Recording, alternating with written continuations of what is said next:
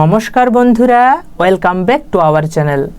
এটি English grammar সিরিজের second part বা সেকেন্ড ভিডিও। তো আমরা কি শিখছি? ইংলিশ গ্রামার শিখছি। আর কিভাবে শিখছি? রিডিং করে বা রিডিং পড়ে। আমরা যে কোনো একটা ইংলিশ সেন্টেন্সকে পড়ছি, তার স্ট্রাকচার বোঝার চেষ্টা করছি এবং সেই স্ট্রাকচার থেকে আমরা ইংরেজি গ্রামার শিখছি খুব সিম্পল বা সহজ উপায়ে। তো প্রথম দিন আমরা কি শিখেছিলাম? প্রথম দিন আমরা মাত্র দুটো বিষয় শিখেছি। ভার্ব আইডেন্টিফাই করতে শিখেছি আর সাবজেক্ট আইডেন্টিফাই করতে শিখেছি। এবং এখনো পর্যন্ত কিন্তু আমরা ভার্ব এবং সাবজেক্টকে পুরোপুরি আইডেন্টিফাই করতে শিখিনি। আবার আমাদেরকে অনেক কিছু শিখতে হবে, বাট আমি একদম প্রথম সিঁড়ি থেকে ওঠার চেষ্টা করছি, তাই না? জাস্ট একটু সাধারণ আইডিয়া দিয়েছিলাম যে ভার্ব মানে কি। ভার্ব মানে হচ্ছে যে কোনো কাজ, যে কোনো কাজকেই ভার্ব বলা হয়। আর ইংরেজিতে কাজকে আবার দুটো ভাগে ভাগ করেছে ইংরেজি। একটা হচ্ছে অক্সিলারি ভার্ব মানে অক্সিলারি, আর একটা হচ্ছে মেন ভার্ব। বুঝতে পারছেন তো? একটা হচ্ছে মেন কাজ করা আর একটা হচ্ছে সাহায্যকারী কাজ করা। আর এই দুটো আমি চিনতে শিখেছিলাম, কোনটা অক্সিলারি আর কোনটা মেন ভার্ব, বা কোনটা হেল্পিং ভার্ব আর কোনটা মেন ভার্ব। আর অক্সিলারির মধ্যে ছিল দুটো ভাগ, একটা ছিল মানে হেল্পিং ভার্ব আর একটা হচ্ছে মানে মডাল অক্সিলারি ভার্ব ছিল, হ্যাঁ না? আরেকটা হচ্ছে প্রাইমারি অক্সিলারি ভার্ব, তাই না? একটা প্রাইমারি অক্সিলারি ভার্ব ছিল, একটা হচ্ছে মডাল অক্সিলারি ভার্ব ছিল। বুঝতে পারছেন তো? মডালের মধ্যে শুড, উড, ক্যান, কুড, মে, মাইট, হ্যাঁ না, এগুলো ছিল। আর প্রাইমারি অক্সিলারির মধ্যে ছিল বি ভার্ব। বি ভার্বের মধ্যে আমরা পড়েছিলাম ইজ, এম, আর কি ছিল? বি, বিং, বিইআইএনজি, বিং আর বিন। এগুলো হচ্ছে কি প্রাইমারি বি ভার্ব, হ্যাঁ না, হেল্পিং ভার্ব। বি ভার্ব ছিল, তারপরে ছিল আচ্ছা ওয়াজ ওয়ারও ছিল, ওয়াজ ওয়ার, হ্যাঁ না, এগুলো হচ্ছে বি ভার্ব, ওয়াজ ওয়ার। তারপরে ছিল হ্যাভ ভার্ব। হ্যাভ ভার্বে আমরা পড়েছিলাম কি? হ্যাভ, হ্যাজ আর হ্যাড। হ্যাভ, হ্যাজ আর হ্যাড এগুলো পড়েছিলাম। আর কি পড়েছিলাম? বি ভার্ব, হ্যাভ ভার্ব আর ডু ভার্ব। ডু ভার্বে পড়েছিলাম ডু, তারপরে ডাজ, তারপরে ডিড, তাই না? এগুলো হচ্ছে হেল্পিং ভার্ব। তো ভার্ব চ্যাপ্টারে আমরা আরও ডিটেলসে পড়বো। জাস্ট আমি বলেছিলাম যে যেখানে ইজ লেখা থাকবে তাহলে সেটা বুঝবো একটা ভার্ব, হ্যাঁ না? যেখানে ধরো বিন লেখা আছে তাহলে সেটা বুঝবো একটা ভার্ব, যেখানে হ্যাজ লেখা আছে তাহলে সেটা একটা ভার্ব, না? তাহলে যেখানে এই যে ওয়ার্ডগুলো রয়েছে তাহলে সেগুলো একটা একটা কি এক একটা ভার্ব। আবার যে কোনো কাজ, ধরো আমি রিডিং, এখানে লেখা আছে রিড, রিড মানে কি পড়া, এখানে রিডিং লেখা আছে, এটাও একটা ভার্ব। বুঝতে পারছেন তো? তো আমি এটা শিখতে শিখিয়েছিলাম, মানে যে এটা আইডেন্টিফাই করতে শিখিয়েছিলাম যে কোনো একটা সেন্টেন্সের মধ্যে ভার্ব কোনটা। বুঝতে পারছেন? আর যদি আমি ভার্বকে প্রশ্ন করি, এই ভার্বটা কে করছে? ধরো আমি বললাম যে রিডিং, পড়ছে, কে পড়ছে? তাহলে কে প্রশ্ন করলাম, তখন যেটা উত্তর পাবো সেটা হচ্ছে সাবজেক্ট। বুঝতে পারছেন তো? তাহলে ভার্ব যদি আমি আইডেন্টিফাই করতে শিখে যাই তাহলে আমি সাবজেক্টকে আইডেন্টিফাই করতে শিখে যাব, মানে কর্তাকে আইডেন্টিফাই করতে শিখে যাব। বুঝতে পারছেন তো? বাস এইটুকু শিখেছিলাম। তো আমি কি দিয়েছিলাম?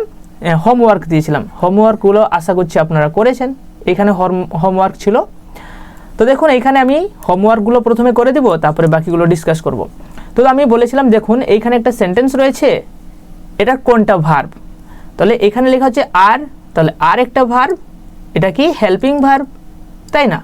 আবার এখানে লিখেছে বিল্ডিং, বিল্ডিং করা, বিল্ড করা। বিল্ড করা মানে কি? বিল্ড করা মানে কোনো কিছু বানানো। বিল্ডিং আচ্ছা মেক করাও হয়, ইংরেজিতে মেক মানেও তৈরি করা আর বিল্ড মানেও তৈরি করা। কিন্তু বিল্ড মানে বিল্ড কথাটি ব্যবহার করা হয় যখন আমরা কোনো কিছু মানে বানাই, যেমন ধরো ঘর বানাচ্ছি, হ্যাঁ না, ঘর বিল্ডিং করছি, তাই না? তো বিল্ড, তাহলে বিল্ড করা মানে তৈরি করছি। কি তৈরি করছি? একটা ব্রিজ, ব্রিজ। তাহলে এখানে আর বিল্ডিং তৈরি করছে, কে তৈরি করছে? দে তৈরি করছে, তাহলে দে হচ্ছে সাবজেক্ট আর এই দুটো হচ্ছে ভার্ব। এটা হচ্ছে মেন ভার্ব আর একটা হচ্ছে হেল্পিং ভার্ব। বুঝতে পারছেন? এইটুকু শিখেছি। এরপর ধরুন এখানে পুলিশ লেখা আছে, পুলিশ অ্যারেস্টেড। অ্যারেস্ট মানে কি? অ্যারেস্ট মানে গ্রেপ্তার করা। তাহলে অ্যারেস্টেড মানে গ্রেপ্তার করেছে। কে গ্রেপ্তার করেছে? পুলিশ করেছে, তাহলে পুলিশ হচ্ছে সাবজেক্ট। বুঝতে পারছেন? এটা হচ্ছে ভার্ব। এটাই তো শিখেছি। এরপরে ইজ যেমন একটা ভার্ব রয়েছে, এখানে স্লিপিং একটা ভার্ব রয়েছে এখানে, হ্যাঁ না? তারপরে এখানে ওয়াজ একটা ভার্ব, সারপ্রাইজ একটা ভার্ব, ওয়ার একটা ভার্ব, ওয়েটিং একটা ভার্ব। এইটুকু আমরা শিখেছি, বাস এইটুকুই জানা থাক। বাকি যখন আরও আমরা শিখবো তখন আরও ভালোভাবে বুঝতে পারবো। তো দেখুন আমি তো শুধুমাত্র এই দুটো জিনিস শিখিয়ে দিলাম, যে এটা হচ্ছে ভার্ব আর এটা হচ্ছে সাবজেক্ট, তাহলে বাকি যে এখানে দা লেখা আছে, এখানে যে পিসফুলি লেখা আছে, এইগুলো আসলে কি, এগুলো কি সেটা আজকে আমরা আলোচনা করব। তো দেখুন, যে কোনো ইংরেজি সেন্টেন্সে, মানে যে কোনো ইংরেজি শব্দ আমি ধরি না কেন, যে কোনো ইংরেজি ওয়ার্ড, হ্যাঁ না, every word in English belongs to one of 8 groups. বুঝতে পারছেন? ইংরেজিতে যতগুলো শব্দ আছে, ইংরেজিতে যতগুলো শব্দ আছে, প্রত্যেকটা শব্দই এই 8টি গ্রুপের মধ্যেই পড়ে, শুধুমাত্র 3টা শব্দ ছাড়া। সেগুলো কি কি? একটা হচ্ছে এ, একটা হচ্ছে এন, আর একটা হচ্ছে দি বা দা। বুঝতে পারছেন? এই 3টে শব্দ বাদ দিলে, এ এন দা বা দি, এই 3টে শব্দ বাদ দিলে ইংরেজিতে বাকি যত শব্দ আছে সমস্ত শব্দই কিন্তু এই 8টা পার্টসের মধ্যে পড়ে বা এই 8টা গ্রুপের মধ্যে পড়ে। কি এই 8টা গ্রুপ? এই 8টা গ্রুপ কি? Noun, pronoun, adjective, verb, adverb, preposition, conjunction, interjection. এইগুলা কি? এগুলা কি? এই যে আমি 8টা গ্রুপ বললাম, এগুলা কি? এগুলা হচ্ছে পার্টস অফ স্পিচ। কি? Parts of speech. বুঝতে পারছেন? খুব সহজভাবে বোঝানোর চেষ্টা করছি। এই যে 8টা নাম বললাম, এগুলা কি? এগুলা হচ্ছে পার্টস। পার্টস মানে কি? পার্টস মানে হচ্ছে অংশ। পার্টস মানে কি? পার্টস মানে হচ্ছে অংশ, হ্যাঁ না, অংশ। অংশ মানে ভাগ। অফ, অফ মানে কি? এর। অফ মানে কি? এর। তাহলে অংশ, কার অংশ? স্পিচ এর অংশ। স্পিচ মানে কি? স্পিচ মানে হচ্ছে কোনো একটা বক্তব্য, তাই না? কোনো একটা বক্তব্য বা কোনো একটা বাক্য। বুঝতে পারছেন?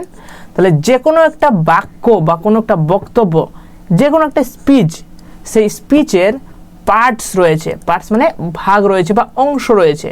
তো যে কোনো পার্টস মানে যে কোনো স্পিচের বা যে কোনো বক্তব্যের টোটাল 8টা পার্ট রয়েছে। মনে রাখবেন, টোটাল 8টা পার্টস বা টোটাল 8টা গ্রুপ রয়েছে। তাদের নাম কি? Noun, pronoun, verb, adjective, adverb, preposition, conjunction, interjection. আপনাদের কোনোটা মুখস্থ করার একদমই দরকার নেই। বুঝতে পারছেন? এমনটা নয় যে আপনাদেরকে সবগুলো মুখস্থ করতে হবে, ধরে দেন না, কোনো দরকার নেই, মুখস্থ অটোমেটিক হয়ে যাবে। বুঝতে পারছেন? তাহলে শুধু গল্পটা মনে রাখবেন, হ্যাঁ না, ইংরেজি শিখতে হলে শুধু গল্পটা মনে রাখবেন, আমি যেটা বলছি তাহলেই শিখে যাবেন, হ্যাঁ না। আমরা সহজ উপায়ে ইংরেজি শেখার চেষ্টা করছি, মুখস্থ করে কোনো লাভ নেই। কি মুখস্থ করবো আমি বা কি মনে রাখবো? একটা বিষয় মনে রাখবো, যেখানেই আমি যে কোনো শব্দ দেখি না কোনো, দুনিয়াতে যা শব্দ রয়েছে সব শব্দই কিন্তু এই 8টা গ্রুপের মধ্যেই পড়ে। বুঝতে পারছেন? এই 8টা গ্রুপের মধ্যেই পড়ে। তো এইগুলো মানে কি? এই নাউন, প্রোনাউন, এগুলো আমি জানি না, এগুলো আমরা শিখবো, ধীরে ধীরে শিখবো, সবর করুন। তাহলে কি বললাম? যতগুলো শব্দ আছে ইংরেজিতে এই 8টা গ্রুপের মধ্যে পড়ে, শুধুমাত্র এ, এন আর দি এর ছাড়া বা দা এর ছাড়া, এ এন দি বাদ দিলে। তাহলে এই এ এন দিটা কি বা এ এন দাটা কি? এই এ এন দা হচ্ছে আর্টিকেলস। বুঝতে পারছেন? এ এন দি হচ্ছে আর্টিকেলস। তাহলে এগুলো হচ্ছে আর্টিকেলস, এ এন দি, এই 3টা হচ্ছে আর্টিকেল। বাকি সব শব্দ এই 8টা গ্রুপের মধ্যেই পড়ে। বোঝা গেল তোরা? তো আমরা প্রত্যেকটা গ্রুপকে একটা একটা করে পড়ব। যদি আমি নাউনের কথা বলি, তাহলে নাউন মানে কি? নাউন মানে হচ্ছে যে কোনো নাম। আপনি যেই নাম ভাবুন না কেন, সব নামই হচ্ছে নাউন। যেখানে নাম থাকবে সেটাই নাউন, না, সেটা কোনো ব্যক্তির নাম হতে পারে, কোনো জায়গার নাম হতে পারে, কোনো একটা বস্তুর নাম হতে পারে, কোনো একটা ধারণার নাম হতে পারে, সব কিছু নাউন, হ্যাঁ না। আমি ধরো একটা পরী ভাবলাম, হ্যাঁ না, পরী। তাহলে পরী হচ্ছে একটা নাউন, নাম, যে কোনো নাম। যেমন বস্তা, কী সব ভাবছি আমি, বস্তাও একটা নাম। বুঝতে পারছেন? ধরো টিভি, টিভি একটা নাম, তবে টিভিও নাউন। যা ভাবছেন সব কিছুই নাউন। যদি কোনো নাম হয়, যেই নাম হোক না কেন, সেটা কিন্তু নাউন হয়। বুঝতে পারছেন? যেই নাম হোক, দুনিয়াতে যা নাম আছে ইংরেজিতে তাদেরকে নাউন বলা হয়। বুঝতে পারছেন? আর যখন কোনো নাম থাকে, সেই নামের বদলে যদি আমি অন্য কিছু বসাই, তাহলে সেটাকে বলা হয় প্রোনাউন। যেমন আমি একটা কথা বলছি আপনাদেরকে, আমি আমার নাম দিয়েই বলি। ধরো ভবেশ, কি বলবো, ভবেশ পড়ছে, হ্যাঁ না। এরপর আমি বলে যাচ্ছি সেন্টেন্স, ভবেশ পড়ছে, ভবেশ ইতিহাস পড়ছে, ভবেশ ভূগোল পড়ছে, ভবেশ খাচ্ছে, ভবেশ ঘুরছে, ভবেশ খেলছে। তাহলে সবসময় আমি ভবেশ ভবেশ ভবেশ ভবেশ করছি, তাই না? কেমনটা বাজে শোনা যাচ্ছে, তাই না? তো ইংরেজি যারা আবিষ্কার করেছিল ইংরেজি ভাষা, তারা ভাবলেন সবসময় যদি নাম বলতে থাকি একটু বাজে শোনা যায়, তাই না? তো কী করবো আমরা, এই ভবেশের বদলে কি অন্য কিছু বসানো যায় যেটা একটু প্রফেশনাল শোনাবে, একটু ভালো শোনাবে? আচ্ছা, ভবেশের বদলে আমি সে বসিয়ে দেবো, তাই না? হি বসিয়ে দেবো, হ্যাঁ না? তাহলে এই হিটা হয়ে গেল প্রোনাউন। বুঝতে পারছেন? তাহলে নাউন, নাম ছিল ভবেশ, সে পড়ছে, আর ভবেশ পড়ছে না, সে পড়ছে। যখন আমি ভবেশের বদলে যেটা বসালাম সেটাই হচ্ছে প্রোনাউন। বুঝতে পারছেন? তাহলে নাউন মানে দুনিয়াতে যা নাম রয়েছে, আর সেই নামের বদলে যেটা বসাবো সেটা হচ্ছে প্রোনাউন। বুঝতে পারছেন? এখন ধরো আপনি বলবেন ইট, হ্যাঁ না? ধরো ব্রিক মানে ইট, তো ধরো ইট আছে কোনো জায়গায়, তো ইটের বদলে আমি কি বসাবো? ইটের বদলে কি সে বসাবো? না, ইটের বদলে তাহলে আমি কি বসাবো? ইটের যে প্রোনাউন হবে সেটা হচ্ছে ইট, হ্যাঁ না? বা দিস, তাই না? এগুলোও হচ্ছে প্রোনাউন হিসাবে ইউজ হয়। যেমন এই ইটটি, হ্যাঁ না? বা এটি, ওটি, হ্যাঁ। ইটের বদলে তো আমি সে বা তিনি বলবো না, তো নামের বদলে ধরো ভবেশের বদলে সে বললাম, তো সেখানে যদি ইট থাকে, বালি থাকে, পাথর থাকে, কিংবা অন্য কোনো ম্যাটেরিয়াল বস্তু থাকে, সেখানে আমি ইট বসাবো। তাহলে এগুলো হচ্ছে কি? এগুলো হচ্ছে নাউন আর প্রোনাউন। বুঝতে পারলেন? এরপরে আসছে অ্যাডজেক্টিভ। অ্যাডজেক্টিভ কি? অ্যাডজেক্টিভ হচ্ছে যে আমরা নাউন বললাম না, নাম বললাম, ধরো একটা জায়গার নাম বললাম, হ্যাঁ না? ধরো জায়গার নাম বললাম, ধরো কলকাতায় বললাম জায়গা, হ্যাঁ না? কিংবা আমি ধরছি হায়দ্রাবাদ, কিংবা দিল্লি, দিল্লি, হ্যাঁ না? বাঙালি, দিল্লি, ঠিক আছে? বা ওড়িশা, যে কোনো একটা জায়গার নাম বললাম। আমি একটা ফুলের নাম বললাম, হ্যাঁ না? ধরো যে কোনো ফুল, ধরো গাঁদা ফুল বললাম, গোলাপ ফুল বললাম। তাহলে নাম, গোলাপ একটা নাম, দিল্লি একটা নাম, ওয়েস্ট বেঙ্গল একটা নাম। সেই নামটাকে যখন আমি আরও ভালোভাবে প্রকাশ করতে চাইছি, ধরো আমি একটা গোলাপ ফুল দেখলাম, সেটা আমার খুব ভালো লাগলো, না? তো আমি গিয়ে আমার একটা বন্ধুকে বলছি আমি একটা গোলাপ ফুল দেখলাম, ঠিক আছে? আমি একটা গোলাপ ফুল দেখলাম, আমার বন্ধুকে বলছি আমি। যখন আমি বললাম আমার বন্ধুকে গোলাপ ফুল দেখলাম, তো আমার বন্ধু কোনো রিয়েক্ট করলো না। কেন কিছু রিয়েক্ট করলো না বলুন তো? কারণ আমার ইমোশনটা পৌঁছাতেই পারলো না আমার বন্ধুর কাছে। আর ল্যাঙ্গুয়েজ মানে কি? আমার ইমোশনটাকে পৌঁছে দেওয়া, তাই না? প্রথমে আমরা ইশারার মাধ্যমে কথা বলতাম, কিন্তু আমরা পরে বলতে শিখি। বলতে শেখার জন্য কি হয়, আমরা আমাদের ইমোশনটাকে পৌঁছাতে পারি। তো যখন আমি বলছি যে আমি গোলাপ ফুল দেখলাম, হ্যাঁ দেখেছো, ঠিক আছে, ভালোই খবর, তাহলে আমার ইমোশনটা কি ওই ব্যক্তির, আমার বন্ধুর কাছে পৌঁছালো না? কারণ আমি চাইছি সে রিয়েক্ট করুক, সে রিয়েক্ট করছে না। আর এই কারণে করছে না যে আমি ভালোভাবে বোঝাতেই পারছি না যে আমি কেমন গোলাপ ফুলটা দেখলাম, হ্যাঁ না? তাহলে এই যে আমি দেখলাম একটা গোলাপ ফুল, সেটা খুবই সুন্দর কিংবা খুব বিউটিফুল, হ্যাঁ না? একটা বিউটিফুল গোলাপ ফুল বলতে পারি, হ্যাঁ না? এটা খুবই সুন্দর গোলাপ ফুল, একটা নাইস গোলাপ ফুল দেখলাম, নাইস কথাটা বলবো না, বিউটিফুল, একটা সুন্দর গোলাপ ফুল দেখলাম, হ্যাঁ না? জায়গাটা খুব সুন্দর। যখন আমি বললাম আমি একটা খুব সুন্দর গোলাপ ফুল দেখলাম, তখন কি হবে? তখন আমার বন্ধু একটু রিয়েক্ট করে, সত্যি কোথায় দেখলি? বুঝতে পারছেন তো? তাহলে এই যে নাউনটাকে যে আমি মডিফাই করছি, হ্যাঁ না? নাউনটাকে যে আমি ডেসক্রাইব করছি যে কেমন, সেই নাউনটা কেমন, তখন সেটাকে বলা হয় অ্যাডজেক্টিভ। বুঝতে পারছেন? তাহলে কি পড়লাম? প্রথমে পড়লাম নাউন। নাউন মানে কি? কোনো কিছু নাম বোঝালেই নাউন, যাই নাম হোক দুনিয়াতে। আর সেই নামের বদলে যখন আমি অন্য কিছু বসাচ্ছি তার জায়গাতে, হ্যাঁ না, সেটা হচ্ছে প্রোনাউন। আর সেই নামটাকে যখন আমি ডেসক্রাইব করছি, সেই নামটা কেমন, ভালো না খারাপ না সুন্দর না, মানে কি বলবো, যাই হোক, যখন তাকে আমি ডেসক্রাইব করছি তখন সেটা হয়ে যাচ্ছে অ্যাডজেক্টিভ। মনে থাকবে, এইরকমভাবে মনে থাকবে না। এর বাংলা বুঝতে যাও না, আমরা ইংরেজি থেকে ইংরেজি শিখছি না, বাংলা যদি ট্রান্সলেট করতে যাই তাহলে মাথা খারাপ হয়ে যাবে। ইংরেজি থেকে ইংরেজি শিখলে ইংরেজি শেখা সহজ হবে। দারুণ বললাম, তাই না? যাই হোক, অ্যাডজেক্টিভ। এরপরে আসছে ভার্ব। আমি ভার্ব আগেই শিখেছি, প্রথমেই শিখেছি যে কোনোটা কাজ, না, অ্যাকশন অর স্টেট ওয়ার্ড, না, আমি কোনো অবস্থাতে আছি বা কাজ করছি, সেটা হচ্ছে ভার্ব। যে কোনো কাজ বোঝালেই ভার্ব, না। এরপরে ভার্বকে যেটা ডেসক্রাইব করে, হ্যাঁ না, সেটা হচ্ছে অ্যাডভার্ব। অ্যাডভার্ব কি? অ্যাডভার্ব ভার্বকেও ডেসক্রাইব করে, অ্যাডজেক্টিভকেও ডেসক্রাইব করে, আর অন্য কোনো অ্যাডভার্বকেও ডেসক্রাইব করে। বুঝতে পারছেন? অ্যাডভার্ব কি করে? অ্যাডভার্ব কিন্তু যেমন অ্যাডজেক্টিভ কি করে? অ্যাডজেক্টিভ শুধুমাত্র নাউনকে ডেসক্রাইব করে, কিন্তু অ্যাডভার্ব ভার্বকেও ডেসক্রাইব করে। ভার্বটা কেমন, হ্যাঁ না? যেমন ধরো বলছি আমি পড়ছি, হ্যাঁ না, আমি পড়ছি, বা আমি পড়াচ্ছি, হ্যাঁ আপনাদেরকে পড়াচ্ছি। তাহলে কেমন পড়াচ্ছি? ধরো জোরে জোরে পড়াচ্ছি, হ্যাঁ না, লাউডলি পড়াচ্ছি। তাহলে আমি খুব লাউডলি পড়াচ্ছি, এই যে লাউডলি কি, লাউডলি হচ্ছে আমার কাজ করাটাকে বোঝাচ্ছে, আমি কেমন পড়াচ্ছি, জোরে জোরে পড়াচ্ছি, আমি বলছি কেমন, জোরে জোরে বলছি, আমি ধীরে ধীরে বলছি, আমি স্লো বলছি। তাহলে আমি যে ধীরে ধীরে বলছি, বলাটা হচ্ছে ভার্ব, আমি কেমন বলছি, ধীরে ধীরে বলছি, তাহলে সেই লাউডলি বা স্লোলি সেটা হচ্ছে অ্যাডভার্ব। বুঝতে পারছেন? তাহলে ভার্বটাকে যখন আমি মডিফাই করব অ্যাডভার্ব হয়ে যাবে, কিংবা যে কোনো একটা অ্যাডজেক্টিভকে যখন আমি মডিফাই করব সেটাও অ্যাডভার্ব হয়ে যাবে, আমি যে কোনো অ্যাডভার্বকেও মডিফাই করব সেটাও অ্যাডভার্ব হয়ে যাবে। তাহলে 1 2 3 4 5 5টা আমরা শিখেই গেলাম, আর মাত্র 3টা আছে। প্রিপোজিশন কি? প্রিপোজিশন এই যে আমরা পড়ি অন, ইন, অ্যাট, এগুলো সব প্রিপোজিশন। কাকে বলে মুখস্থ করার কিছু দরকার নেই। কেন মুখস্থ করতে হবে? আমি কি এক্সামে লিখবো নাকি? কাকে বলে মুখস্থ করার দরকার নেই, আমরা শুধু জানবো যে এইগুলো হচ্ছে প্রিপোজিশন। কি? ওই যে ইজ এম বলছি, ইন, এন, ইন, অন, হ্যাঁ না, এইগুলো। তারপরে মনে পড়ছে না, যাই হোক, পড়লে মনে পড়বে। তো এইগুলো সবই প্রিপোজিশন। এরপরে কনজাংশন হচ্ছে যেগুলো কি করে দুটো সেন্টেন্সকে বা দুটো ওয়ার্ডকে যুক্ত করে, দুটো ওয়ার্ডকে বা দুটো সেন্টেন্সকে যুক্ত করে তাদেরকে কনজাংশন বলে। যেমন অ্যান্ড, হ্যাঁ না, যেমন রাম অ্যান্ড সাম, খুব মানে কি বলবো, একটা সাধারণ উদাহরণ এগুলো না। ধরো ভবেশ অ্যান্ড অরূপ, হ্যাঁ না, দুটো উদাহরণ, ভবেশ অ্যান্ড অরূপ। তাহলে অ্যান্ড অরূপ, তাহলে অ্যান্ড যুক্ত করলো ভবেশ আর অরূপকে, তাই না? যেমন আমি ধরলাম দুটো সেন্টেন্স অ্যান্ড দিয়ে যুক্ত থাকে, সেগুলো আমি আলোচনা করবো একটু পরেই।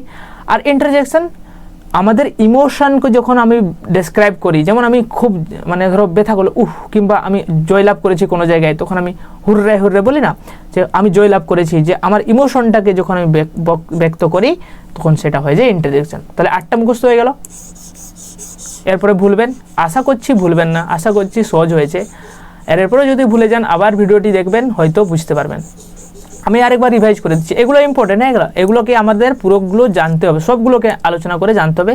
আমরা এই যে 8টা পার্টস অফ স্পিচ রয়েছে, এই 8টা পার্টস অফ স্পিচকে যদি বুঝতে পারি তাহলে আমাদের ইংলিশ কমপ্লিট।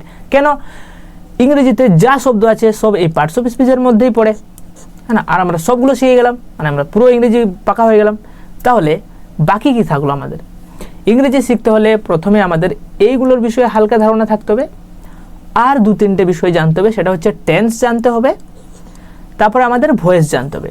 এই টেন্স আর ভয়েস যখন আমরা শিখে যাব তখন আমাদের ইংরেজির 80% আমরা কভার করে দেবো, বলতে পারেন 90%। বাকি যেগুলো আছে সেগুলো আমাদের মানে এতটাও ইম্পর্টেন্ট না, কিন্তু আমরা সেগুলো ধীরে ধীরে শিখে যাব। বুঝতে পারছেন? তাহলে প্রথমে আমরা কি জানবো? পার্টস অফ স্পিচ শিখে গেলাম। পার্টস অফ স্পিচ, যে কোনো নাম হলে নাউন, নামের পরিবর্তে প্রোনাউন, নামকে যে ডেসক্রাইব করে অ্যাডজেক্টিভ, যে কোনো কাজ করা হলে ভার্ব, ভার্বকে যে ডেসক্রাইব করে অ্যাডজেক্টিভকে যে ডেসক্রাইব করে, অ্যাডভার্বকে যে ডেসক্রাইব করে অ্যাডভার্ব। প্রিপোজিশন যারা কি করে না, মানে দুটো শব্দ বা দুটো শব্দের মধ্যে কি সম্পর্ক, যাই হোক, in, on, above, in front of, মানে বিসাইড, এগুলো সব হচ্ছে প্রিপোজিশন। কনজাংশন হচ্ছে দুটো সেন্টেন্স বা দুটো শব্দকে জোড়া লাগায়। ইন্টারজেকশন মানে যেটা ইমোশন শো করে। বুঝতে পারছেন? এখন আমরা প্র্যাকটিস করে দিলে আমাদের মনে থাকবে। দেখুন এখানে প্র্যাকটিস করব। আমি কি বললাম, এখানে আমি একটা সেন্টেন্স লেখা আছে, এখানে আমি খুঁজবো এই 8টা পার্টস অফ স্পিচকে খুঁজবো। আমাদের এটাই কাজ হলো, আমরা খুব ধীরে ধীরে ইংরেজি শিখবো, আমাদের কোনো তাড়া নেই, খুব ধীরে ধীরে শিখবো, কিন্তু পারফেক্টলি শিখবো, যেন কোনোদিনও না বলি, হ্যাঁ, আমাদের মুখস্থ যেন করতে না হয়, আমার টার্গেট এটাই, হ্যাঁ না, আমিও এইভাবে শিখেছি। তো দেখুন এখানে একটা সেন্টেন্স লেখা আছে, আমি খুঁজবো, কি খুঁজবো? 8টা পার্টস অফ স্পিচ। এই যে এখানে লেখা হচ্ছে ওহ, তাহলে ওহ মানে কি? এটা একটা ইমোশন প্রকাশ করছে, তাই না? তাহলে ইমোশন হলে কি হয়? ইন্টারজেকশন হয় না? আমি বললাম ইন্টারজেকশন। এই যে এ লেখা আছে, আমি কি বললাম? এটা হচ্ছে একটা আর্টিকেল, বুঝেছি। এরপরে লেখা আছে দেখুন স্মল, তারপর লেখা আছে ডগ। আচ্ছা, ডগ মানে কি? ডগ একটা নাম, কুকুর, তাহলে এটা কি? নাউন। আর স্মল মানে ছোট, একটা ছোট্ট কুকুর, তাহলে এটা কি? ডগটাকে বলছে কেমন কুকুর? ছোট্ট কুকুর, তাহলে এটা অ্যাডজেক্টিভ, তাই না? বুঝতে পারছেন? তাহলে অ্যাডজেক্টিভ। এরপরে লেখা রয়েছেন দেখুন সাডেনলি রান, সাডেনলি রান না, রান মানে কি দৌড়ানো, তাহলে এটা কি ভার্ব।